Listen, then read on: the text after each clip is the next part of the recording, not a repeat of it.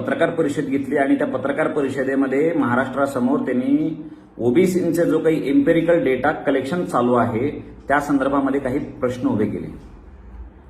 त्या प्रश्नांमध्ये सगळ्यात पहिला प्रश्न किंवा त्यांच्याकडे आलेल्या माहितीनुसार आधारित त्यांनी जी काही शंका उपस्थित केली की ह्या राज्यामध्ये ओबीसींची संख्या कमी मोजली जात आहे की काय. कारण जे काही आता डाटा कलेक्शन चालू आहे त्यामधनं ओबीसींचा आकडा हा कमी आलेला दिसायला लागलेला आहे.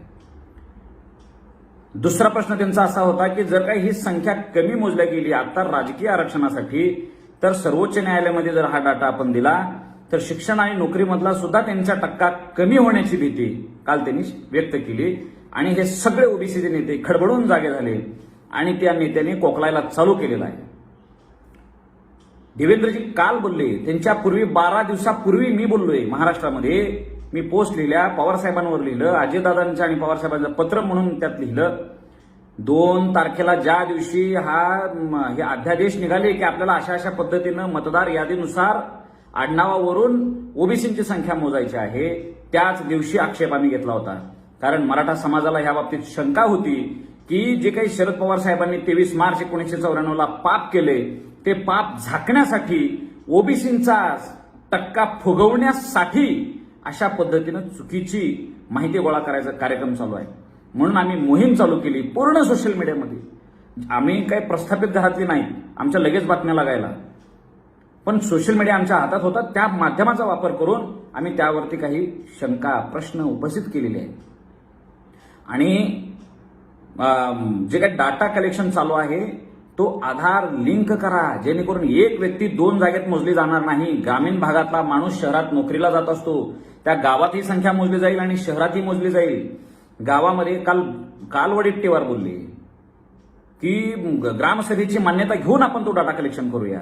मी त्या दिवशी म्हणालो होतो आणि दररोज तुम्हालाही मेसेज टाकलेले आहेत, छगन भुजबळांच्या पर्सनल व्हॉट्सअपलाही टाकले की ग्रामसभेची मान्यता घ्या, ती माहिती तलाठी कार्यालय चावडीमध्ये डकवून घ्या आणि योग्य पद्धतीचीच माहिती वरती पाठवा. कारण गावातल्या लोकांना माहिती आहे की कोण एससी, कोण एसटी, कोण ओबीसी, कोण मराठा, कोण ब्राह्मण, कोण असं ह्या सगळ्या गोष्टी सगळ्यांना माहिती आहेत.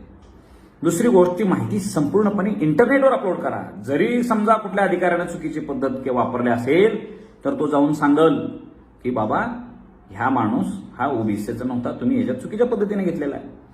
आणि आमचा अजून एक त्यात प्रश्न होता की ओबीसी साधी शिपाई भरती जरी असेल तरी तुम्हाला ओबीसी असल्याचं प्रमाणपत्र द्यायला लागतंय, एससी असल्याचं प्रमाणपत्र द्यायला लागतंय. केवळ मी सांगितलंय म्हणून नाही. मग ते 12वीचा टीसी असेल, दाखला असेल किंवा एका विहित अधिकाऱ्याचा दाखला असेल तहसीलदार कार्यालयाकडनं वगैरे असं असेल तरच त्याला ओबीसी गृहीत धरलं जाते. मी सांगितलं म्हणून मला ओबीसी म्हटलं जात नाही, पुरावा लागतो. तसं पुराव्यासहित सगळं डाटा कलेक्शन करा अशी आमची आजही मागणी आहे आणि पुढेही राहील. काल छगन भुजबळ साहेब म्हणाले की 1931च्या डाटामध्ये ओबीसीची संख्या ही 54% होती. अरे 1931च्या डाटावरच आधारित कालेलकर समितीनं शिफारसी दिल्या होत्या. 1931च्या डाटावर आधारितच जाती जनगणनेच्या मंडल कमिशन सुद्धा स्वीकारला गेला. त्या 1931ला जेव्हा ब्रिटिशांनी जनगणना केली होती त्या जनगणनेमध्ये मराठ्यांचा समावेश होता ना राव. हे तुम्ही सगळ्या दळभद्र्यांनी काढले. आमच्या शरद पवार साहेबांसारख्या माणसांनी सगळ्यांनी मिळून मराठ्यांनाच बाजूला केले. जर काही त्या 54% त्यावेळेस मराठा समाज होता त्यातनं जर मराठा बाजूला काढला 30-32% तर तुमची संख्या कमीच होणार आहे ना, वाढणार कुठून आहे. आणि तुमच्या माहितीस्तव सांगतो मंडल कमिशनने 1990ला ह्या राज्यामध्ये केवळ 14% आरक्षण लागू केलं होतं. म्हणजेच काय तर 28% ओबीसी त्याला तिथं दिसले होते महाराष्ट्रामध्ये. मराठा समाज त्यातनं बाहेर काढलाय. तुम्ही ते 54% दुसरं भोकू नका साहेब. मराठा कुठे गेला मग. आमची मागणीच ती आहे की योग्य पद्धतीनं जनगणना झाली पाहिजे, योग्य डाटा आला पाहिजे आणि जेवढी ओबीसीची संख्या आहे त्यांच्या 50% आरक्षण ओबीसीना द्या आणि उरलेलं जे आरक्षण आहे ते मराठ्यांच्या हक्काचं आहे. 50%च्या आतच मराठा येईल आणि मराठ्यांना 50%च्या आत ओबीसी आरक्षण घेतल्याशिवाय ह्या वर्षात आम्ही राहणार नाही. एवढं एक चॅलेंज करतो. काल छगन भुजबळ म्हणाले की परराज्यातले ओबीसी मोजा, ते इथं आलेले आहेत नोकरीसाठी. अरे महाराष्ट्रातल्या मराठ्यांचा हक्क डावलून तुम्ही परराज्यातल्या लोकांच्या सोबत पुळका तुम्हाला येतो. म्हणजे मराठ्यांना काहीच मिळू द्यायचं नाही आणि परराज्यातल्या लोकांना घेऊ द्यायचं. ही वृत्ती तुम्हाला नडेल. तुम्ही मराठ्यांच्या मतावर निवडून येत आहे. छगन भुजबळ मराठ्यांच्या मतावर निवडून येत आहे. एक लक्षात ठेवा. एवढंच सांगतो. आणि डॉक्टर बाबासाहेब आंबेडकरांचं संविधान आहे. शिवाजी महाराज आणि शाहू महाराजांचा हा महाराष्ट्र आहे.